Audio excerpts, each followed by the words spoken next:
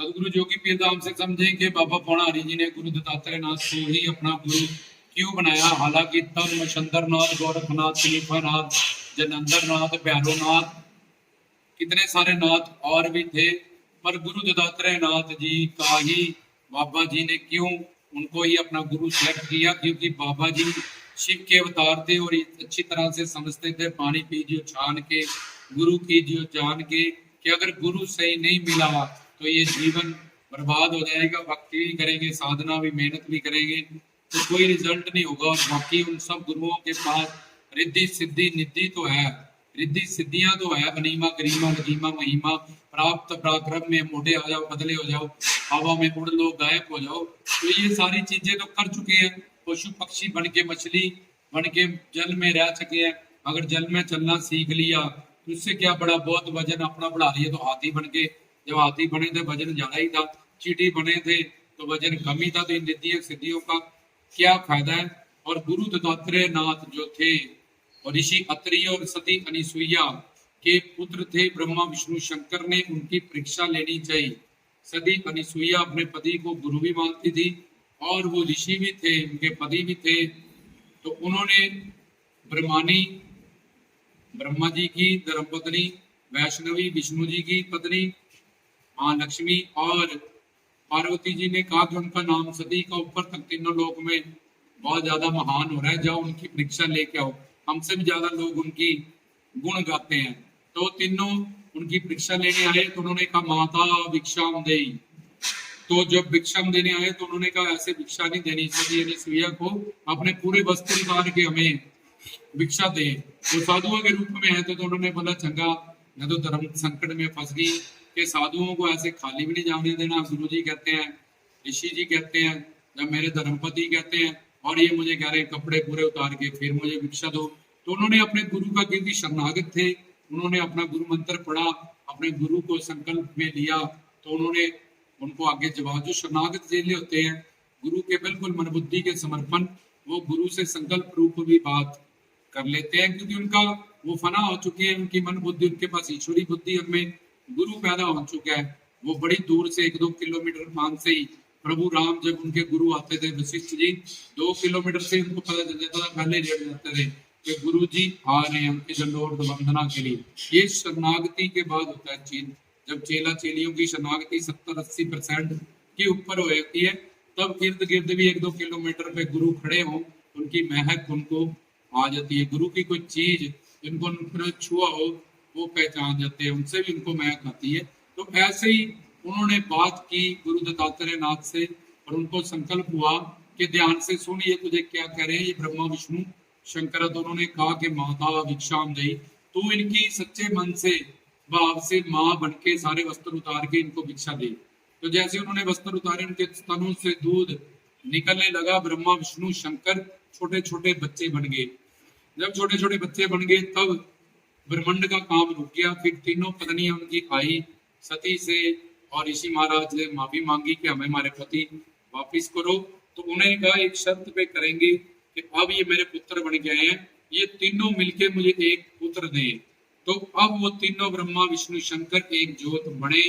तो गुरु दत्तात्रेय नाथ जी का अवतार हुआ। गुरु ब्रह्मा, उनमें ब्रह्म ज्ञान भी था, गुरु विष्णु, गुरु देवो महेश्वरा, उनको आदिनाथ कहते हैं। गुरु दत्तात्रेय नाथ ने नाथ जोगियों की परंपराओं को शुरू किया, उनको दिगंबर भी कहते हैं। उनकी अगर मूर्ति देखोगे उसमें गाय होते हैं, पीछे खड़ा 4 कुत्ते होते हैं, क्योंकि चारों वेदों का उनको ज्ञान था। उन्होंने 24 गुरुओं की धारणा की थी कि इससे कुत्ता वफादार होता है, नारियल रखा, इससे मैंने ये गुण लिया। आकाश से मैंने ये गुण लिया, आकाश हर जगह पे है लेकिन वो धरती से दूर है। ऐसे ही हमें मोह ममता से हमेशा संसार में रह के दूर रहना चाहिए। आकाश के गुण के आगे नारियल रखा, वहां से गुण प्राप्त किया।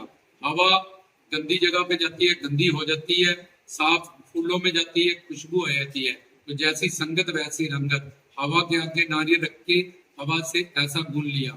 ऐसे उन्होंने 24 गुण धारण किए थे और ये शिक्षा दी थी कि जब तक पूर्ण गुरु ना मिले, वैसे ये मत सोचो कि गुरु एक बार ही बना सकते हैं, नाम एक बार ही ले सकते हैं। जब तक अच्छा पूर्ण गुरु नहीं मिल जाएगा तुम्हारा जीवन खराब हो जाएगा। एक लड़की की शादी करने के लिए कितना कुछ पता करते हो, कोई साड़ी लेने के लिए सूट कितना कुछ, अगर गलत फंस गए हो तो वहां से निकले आओ और एक सही गुरु के पास जाओ, शिक्षा दीक्षा लो, उनके हिसाब से साधना करो, अपना जीवन सफल करो और डरो मत।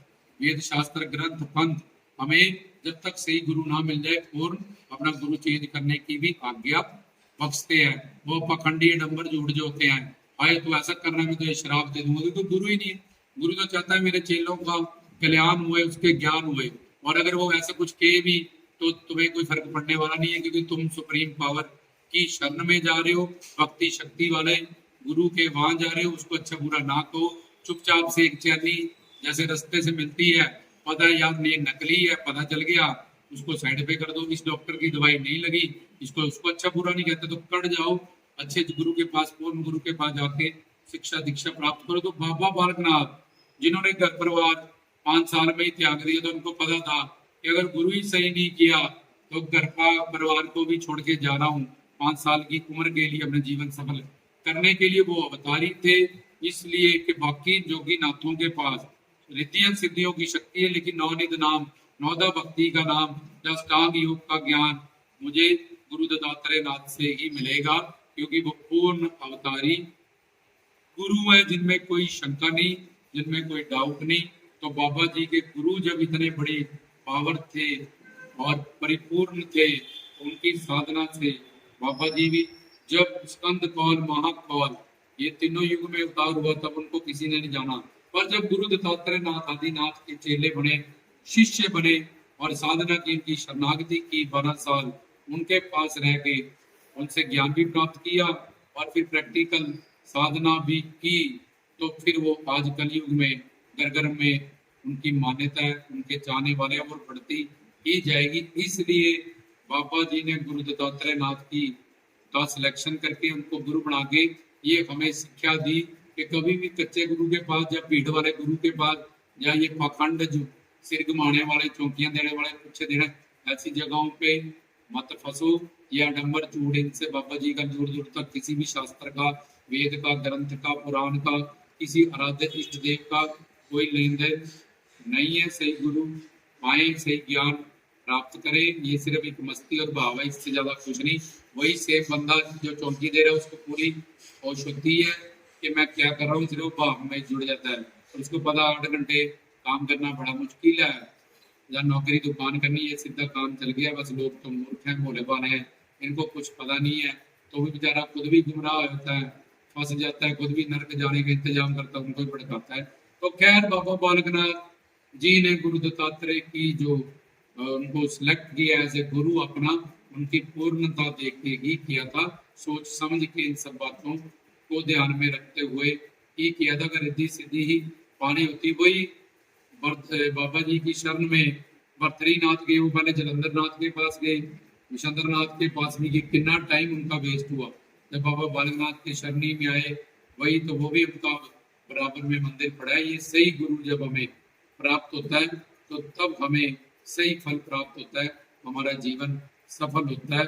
इसलिए बाबा बालकनाथ जी ने एक पूर्ण गुरु की ही बनाने की, सिद्ध पुरुष की हमें शिक्षा जो पहली दी थी, सिंगी चोली चिमटा लेके गुरु दत्तात्रेय के, तुम भी पूर्ण गुरु बनाओ, उनसे गुरु मंत्र लो, शब्द सुरती का ज्ञान लो, तन मन धन से पर लोग जो तुम्हारी सहायता करेंगे, ऐसे कर्म करें, सेवा सिमरन भक्ति अपने साथ ले जाए।